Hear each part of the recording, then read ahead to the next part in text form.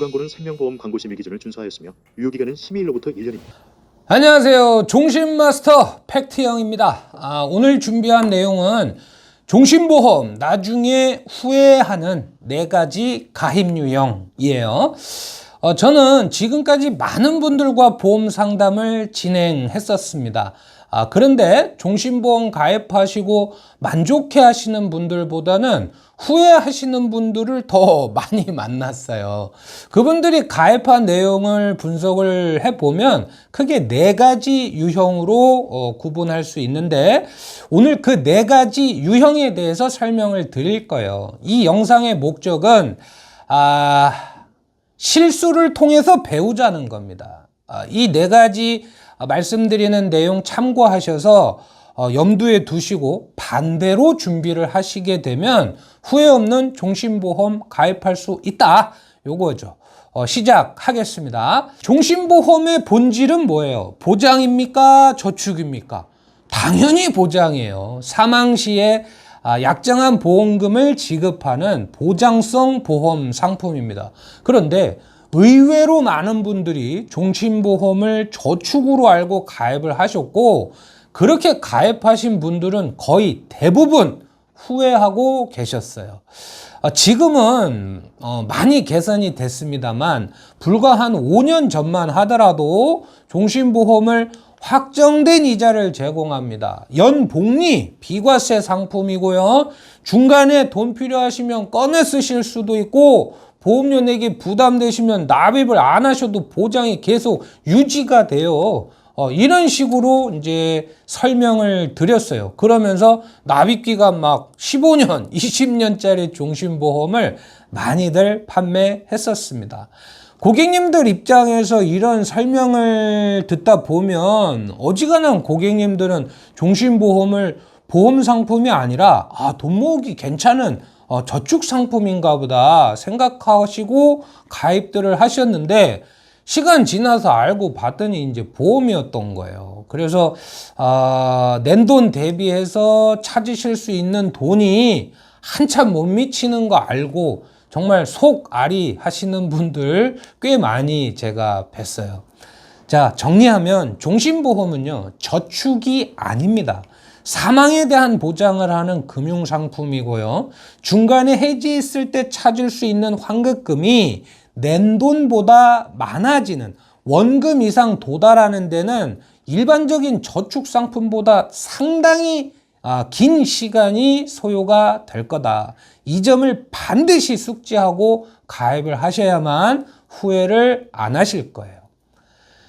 자, 두 번째, 소득에 비해서 과도한 보험 계약을 하신 분들인데 보통 보험은 언제 가입합니까? 소득이나 사업이 안정적일 때 가입하는 분들이 많죠. 왜냐하면 뭐 심리적으로나 경제적으로 뭔가 여유가 있으니까요. 근데 인생이 그렇잖아요. 양지가 있으면 음지가 있고 또 오르막이 있으면 또 내리막이 있습니다. 보험은 가입하면 오랜 동안 보험료를 납입을 하셔야 되는데 중간에 내 상황이 갑자기 어려워졌어요. 그러면 보험료가 제일 먼저 부담이 되실 겁니다. 뭐 어떻게 하시겠어요? 유지를 못하게 되는 거죠. 중간에 해지를 하게 된다라는 겁니다. 완납이 안 된 상태에서 보험을 중도 해지하시게 되면 원금 손실 가능성이 상당히 높아질 거예요. 손실을 감수하고 진짜 해지를 해보신 분들은 당연히 후회하시겠고요. 두 번째 팁은 종신보험 가입할 때 정말 소득이 줄더라도 끊어지더라도 아르바이트를 해서라도 내가 완납한다 이런 생각으로 시작을 하셔야 되고 어렵게 시작하셨다라면은 끝까지 반드시 완납을 하셔야만 후회를 안 하실 거다. 세 번째는 보험료 납입 중지 기능을 장기간 활용하신 분들 거의 대부분 크게 후회하고 있습니다. 보통 2005년도 이후 출시된 종신보험들은 대부분 유니버셜 기능이라는 게 있습니다.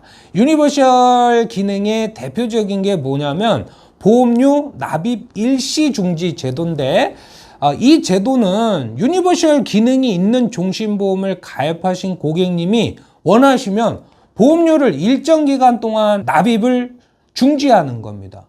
돈을 안 내도, 보험료를 안 내도 보험이 유지가 되는 제도인데 보통 가입하시고 2년이 지났을 때 이 기능을 활용할 수 있게 만들어 뒀어요.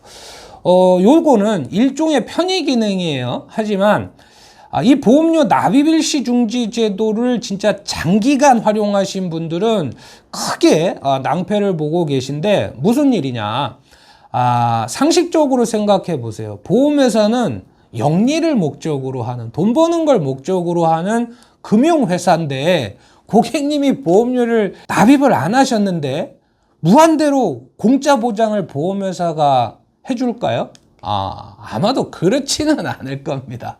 고객님이 보험료 납입 일시 중지 제도를 이제 신청을 하시게 되면 보험료 안 내도 되는 건 맞습니다. 하지만 보험회사가 그 계약을 유지하는 데 필요한 최소한의 비용, 이제 전문 용어로는 그거를 월 대체 비용이라고 얘기를 하는데 이 월 대체 비용을 해지 환급금에서 고객님이 납부하셔서 적립해 두고 있는 해지 환급금에서 공제를 하게 돼요. 그러면 들어와야 될 보험료는 안 들어오고 해지 환급금에서 매달 비용이 차감되게 되면 보험 계약의 환급금은 갈수록 어떻게 되겠어요? 줄어들겠죠. 그러다가 어느 순간이 되면 해지 환급금에서 더 이상 계약 유지를 위한 비용을 충당할 수 없게 되는 시기가 올 거고 그때가 되면 고객님은 어떻게 해야 된다? 보험료를 납부해야 된다라는 거예요. 근데 정말 이 상황까지 오게 되잖아요. 그러면 고객님은 종신보험을 가입하셨지만 종신보장을 못 받게 될 수 있습니다. 무슨 얘기냐면 종신보장을 받으시려면 그동안에 미납된 보험료 또 거기에 상당하는 이자를 납부하세요. 거기에 또 이런저런 추가 비용을 요구하게 되는데 그 비용이 생각보다 클 거예요. 그리고 일부 회사에서는 그 미납된 보험료와 이자를 다 납부해도 종신보장이 안 되는 경우도 있습니다. 그렇기 때문에 보험료 납입 일시 중지 제도라는 건 정말로 힘들 때 잠깐씩 사용해야 되는 거는 가능하겠지만 장기간 이거를 사용하시게 되면 여러분이 가입하신 종신보험은 종신이 아니라 상당히 비싼 정기보험이 될 수도 있다라는 점을 명심하셔야 됩니다. 자, 네 번째는 사망보장보다 생존보장에 관심 있는 분이 종신보험을 통해서 살아있을 때 받는 보장을 받는 경우인데 종신보험은 주계약을 통해서 사망보장을 받으시고요. 추가로 특약을 가입하시면 암이나 뇌졸중 같은 뇌출혈 같은 진단비 또 수술비들을 추가적으로 보장받을 수가 있어요. 근데 이제 종신보험의 기본 계약이 사망보장이다 보니까 살아있을 때 받는 보장을 중요하게 생각하는 고객님이 종신보험을 통해서 생존보장을 받는 경우는 당연히 상대적으로 보험료 부담이 어떻게 늘어나게 되겠죠. 실제로 보험료를 막 한 달에 25만 원씩 납부를 하고 계시는데 그 중에 대부분 한 17만 원, 18만 원이 사망보장을 위한 비용으로 들어가고 진단비, 수술비는 내는 돈에 비해서 소액으로 보장받는 그런 경우들을 제가 많이 봤습니다. 고객님이 사실을 알게 되면 많이들 당황하시죠. 후회들 하시고. 그래서 생존 보장이 중요하다 이렇게 생각하는 분이라면은 종신보험이 아니라 다른 건강보험 찾아보시면 또 좋은 보험들 많이 있거든요. 건강보험을 통해서 준비하는 것이 합리적인 방법이라고 봅니다. 자, 정리하겠습니다. 종신보험은 저축이 아니다. 사망을 목적으로 한다. 중도에 해지했을 때 환급금이 원금에 도달하기까지 긴 시간이 소요된다. 반드시 알고 가입하셔라. 두 번째, 종신보험은 장기간 보험료를 납입해야 된다. 따라서 과도한 보험료는 신중해야 되고 우선 시작을 하셨으면 반드시 완납을 하셔야만 후회가 없다.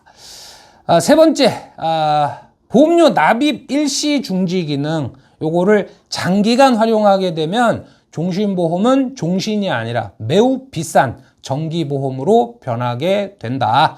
네 번째, 사망보장에 전혀 관심 없는 분이라면 진단비나 수술비 같은 생존보장은 건강보험으로 준비하시는 게 적합하다.